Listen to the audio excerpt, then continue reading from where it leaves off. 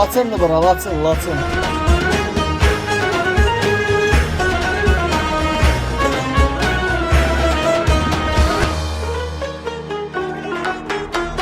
Gözün aydın ey ana vətən, şəhidlərin batmadı qanı.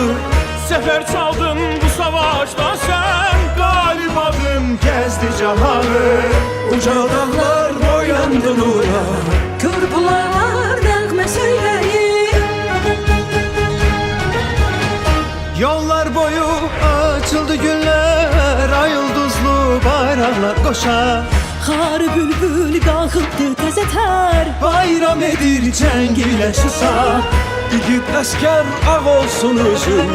Sağ ol desəm alsalar sənə. milletimiz ak yolcusu, hakkınızı dönen değil. Bayramımız İsrail'idir, yükseldiyse helal değil.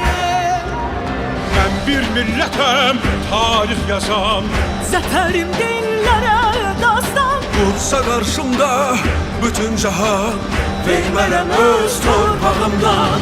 ben bir milletim, tarih yazan. Şanlı qələbəm çıxmaz yaddan. Yaşasın Azərbaycan. Mən bir millətəm, tarih yazan, zəfərim dillərə dastan. Dursa qarşımda bütün cahan, vermərəm öz torpağımdan. Mən bir millətəm, Tarix yazan şanlı qələbəm çıxmaz yaddan. Qoy bir ağızdan deyək hər an. yaşasın Azərbaycan. Ben bir milletim, tarih yazan. Zəfərim dillərə dastan. Dursa qarşımda bütün cahan, vermərəm öz torpağımdan. Ben bir milletim, tarih yazan. Şanlı qələbəm çıxmaz yaddan.